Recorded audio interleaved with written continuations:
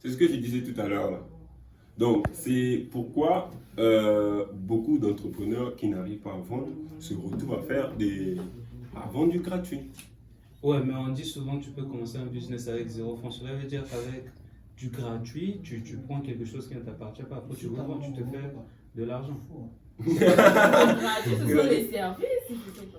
Non, Pas en fait, prendre quelque chose ce en que compte. tu dois Non, savoir. j'ai 0 francs. Uh-huh. Voilà, je prends les vidéos de Sacré, je poste sur ma page par exemple pour se faire des vues. Mm. Et quand j'ai beaucoup de vues, je me fais de l'argent. Est-ce que ça va chez Sacré? Ouais. Non. Mais ce que je Moi, veux ne dire, pense moi, pas que c'est dans ce contexte. ce que je veux dire, moi, c'est quoi? Quand tu lances un projet ou quand tu lances une entreprise, tu vas vendre que 4 sortes de choses, tu vois. Ouais. Tu vas vendre soit un produit, Mhm. tu vas vendre soit un service, tu vas vendre soit une formation, tu vas vendre soit une consultation. Le projet tourne autour de ces 4 points-là. Ouais. Maintenant, le problème avec les entrepreneurs, c'est quoi? Le premier facteur, c'est déjà ceux qui ne savent pas vendre en général ou entre guillemets. Effectivement. Ils tombent souvent sur du gratuit parce qu'il est plus facile de vendre un produit gratuitement que de vendre un produit avec de la valeur. Oui. Je vais prendre 2 exemples. Je vais prendre d'abord l'exemple où on vend le produit gratuitement, mais le gratuit dans ce cas-là est une stratégie marketing. Donc, tu peux lancer une formation gratuite, par exemple, de 3 semaines, dans le but d'attirer l'audience, Oui. afin de les convertir pour que cette audience-là puisse payer une formation payante. Mais dès lors que tu commences à faire du gratuit, là, ton gagne-pain, qu'est-ce que tu vas créer? Tu vas créer 4 choses, ou 4 facteurs, si je peux appeler ça comme ça. Tu vas te créer une forte audience. Parce que quand c'est gratuit, les gens sont intéressés. Quand c'est gratuit, il y a beaucoup de personnes. Donc, tu auras beaucoup de gens autour de ton audience, mais une audience qui s'intéresse qu'au gratuit. Ça, c'est ce que tu vas oublier. Ça, c'est le premier facteur. Deuxième facteur, tu ne pourras pas passer à l'étape supérieure de ton business. Pourquoi? En vendant un service gratuit, c'est comme un sacrifice que tu es en train de faire. Si je prends un exemple avec nos formations, les formations du département de Guernin, Oui. aujourd'hui, on a des formations qui coûtent 500 000 le mois, telles que la formation CCNA, Oui. c'est la formation de Cisco en réseau informatique. Si on a 3 élèves en CCNA, en un mois, on se fait 1,5 million. Ouais. Donc, si on fait une formation gratuite de CCNA où tu payes juste l'inscription à 5 000 ou à 10 000 pour atteindre 1,5 million, il te faut même 500 étudiants. Effectivement. Donc là même, tu vas être obligé de doubler ta capacité de communication pour avoir beaucoup d'étudiants, mais qui ne vont pas te rapporter beaucoup d'argent.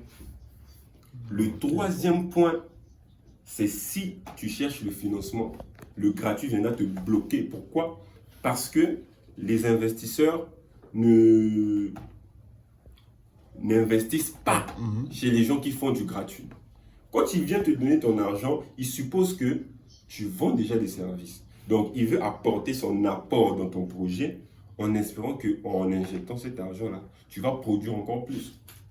Mais toi, déjà, tu produis du gratuit, c'est limité. Donc là, tout de suite, tu ne seras même pas crédible auprès des investisseurs. Et D'accord. dernièrement, ça va t'impacter toi-même. Parce que tu vas tomber dans les entrepreneurs qui ne savent pas vendre. Ou quelqu'un viendra te solliciter pour vendre un produit qui coûte cher, Oui. mais comme dans ton audience, tu as que des gens qui font du gratuit.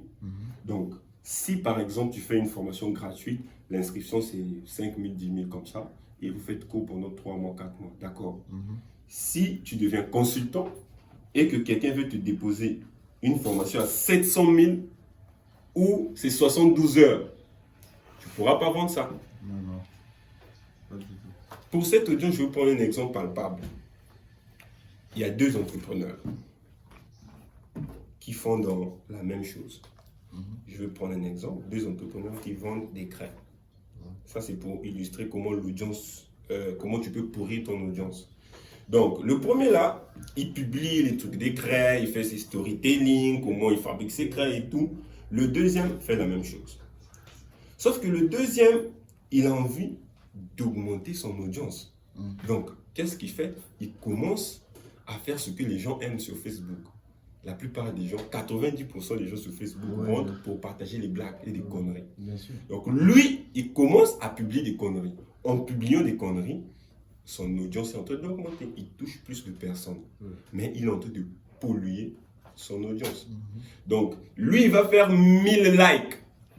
Mais personne ne va vendre. Personne ne va acheter.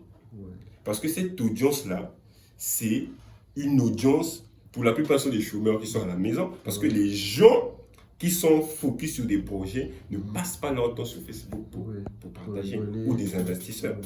Lui, il ne va pas avoir une grande audience. Mais quand il publie, il touche directement sa population cible. Ah, d'accord. Donc, en faisant du gratuit, tu es en train de faire une connerie. Mais si seulement si tu utilises le gratuit comme ton gagne-pain. Si tu utilises le gratuit comme stratégie marketing, ça peut marcher. Tu dis par exemple, je prends l'exemple avec les sacs de MK Confection, elle fait un concours où abonnez-vous à la page, il y a un tirage au sort et tout. Les gens savent qu'il y a du gratuit derrière, ils vont venir, ils vont jouer au concours, elle aura une audience. Mais ça sera que pour ça. Après ça, eux, ils savent que les produits là sont en vente, c'est payant. Le fait qu'on est venu ici, c'est juste parce que c'est le concours. Et dans le concours, ceux qui ne vont pas gagner le concours pourront aimer les produits et ils vont acheter bien après. Mais si MK décidait de vendre ses sacs gratuitement, qu'est-ce qui va arriver? Ça serait un témoignage. Elle va parler de son projet au passé simple. J'avais une entreprise qui s'appelait MK Confection. Je ne sais même pas si c'est le passé composé ou quelque chose comme ça. Ou l'imparfait. Tu vois? Donc c'est ça les dangers du gratuit. Faire du gratuit, c'est bien. Mais ça doit être une stratégie marketing. Dès lors que tu commences à faire du gratuit, ton gagne-pain, tu vas couler.